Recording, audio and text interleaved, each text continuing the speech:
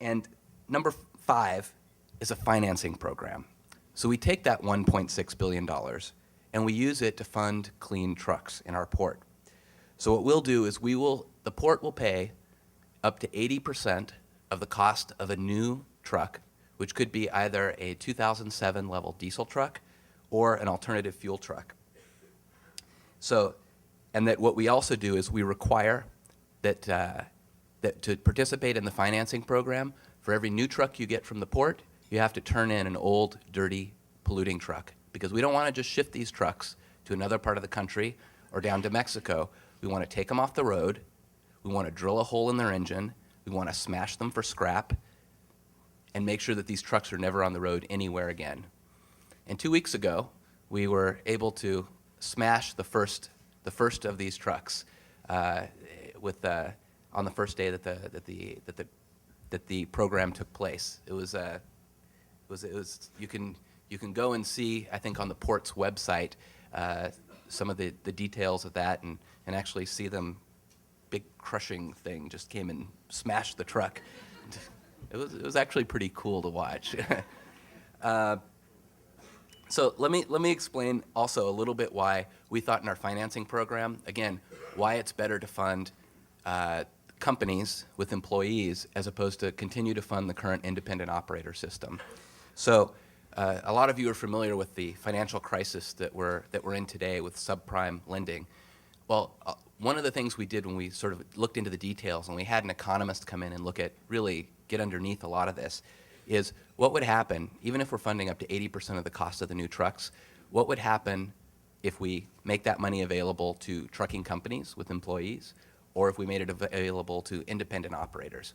And one of the things that we found was even with an 80% subsidy, that if you loaned that the cost for a new diesel truck per month they would have to pay is about $500 a month. And for a new alternative fuel truck, about $1,000 a month.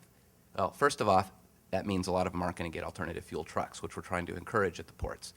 Second, we found, and that also means that to get to that level, you have a huge balloon payment at the end of the period, that there were a lot of these truckers, again, just barely scraping by, wouldn't be able to afford maintenance, wouldn't be able to afford a lot of the things that you have to do, and that a lot of them, even so, would probably default on even a $500 or $1,000 a month payment, when currently they go in and for $3,000 or $4,000 they can buy a 30-year-old truck and participate in port drayage service. So it's a big bump for a lot of these guys. So the Port of LA and Long Beach have Daimler Financing is doing our financing program, and so Daimler came back with a study that showed that the default rate would be quite high if you were to give the money directly to independent operator truckers, and quite low if you gave it to capitalized licensed motor carriers or trucking companies. So that's another reason why we felt in Los Angeles that we needed to have a more asset-based system that relied on a sort of our employee model. So, so basically, that's a little bit what our system looked like. So with this type of system, LA has blazed a path that will set a standard, we believe, for cleaner ports from Oakland to Dubai. And I'll tell you, the fight has been really tough. Our opponents are some of the most well-funded corporations across the world.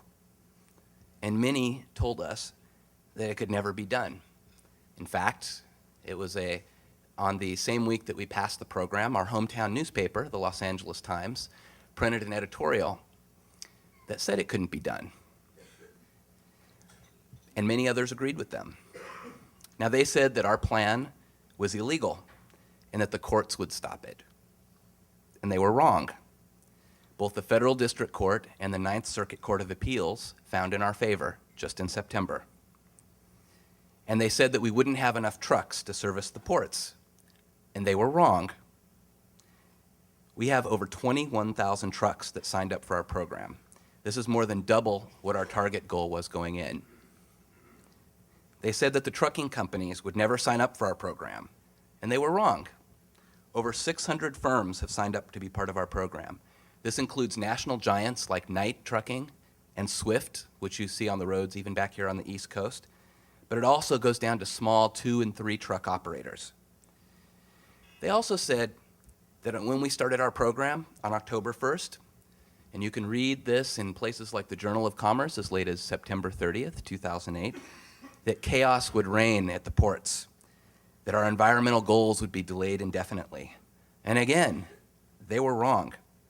On October 1st, we banned the 2,000 of the dirtiest and oldest trucks. We only allowed concessionaires to operate in the port, and implementation has been smooth. In the first hour of operation, we had 92% compliance. By noon that day, we had 100% compliance. No backups at the port, no delays, no congestion. So while the naysayers have told us we could never reach our goal, we just kept on going, or as the mayor likes to say, we just kept on trucking. So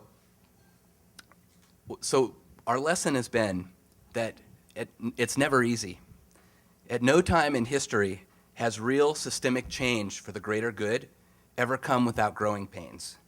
Didn't happen in the 20s and 30s, didn't happen in the 60s, and it sure isn't happening today. History is paved by those who persist courageously in the face of doubts, threats, and dire predictions. And I think today we're seeing that history, and I'm proud to be a part of it. So today the Port of LA is laying that groundwork. Now, you see, I even have a personal connection to it. My father is a longshoreman, and my grandfather before him was a longshoreman. My sister's a longshoreman. My aunt is a longshoreman. 3 of my cousins. I could go down the line. So as you can imagine, I grew up at the Port of Los Angeles. And when I was a little boy, my parents would sometimes rush me to the emergency room because my asthma attacks were that severe.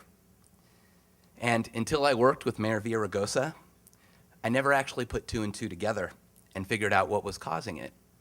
So when the mayor asked me to help him lead this effort, I was honored and proud to be part of a really amazing team, not just at the mayor's office, but also with folks down at the Port of Los Angeles, because it is, people sometimes try to tear apart city government as being very bureaucratic and that folks are bureaucrats. And I can tell you, the people down at the Port of LA did an amazing job. They have an environmental ethic that is second to none, and they really stepped up to make this happen. So, and then also working with the community. So there's been a coalition that's formed in Los Angeles, a very unique one, that pulls together environmentalists, community members, environmental justice leaders, labor organizations, and truckers, that really is a combination that can't be beat. So I want to thank the mayor for the opportunity to be able to participate in this program, and I'd also like to thank all of you for listening. Thanks very much.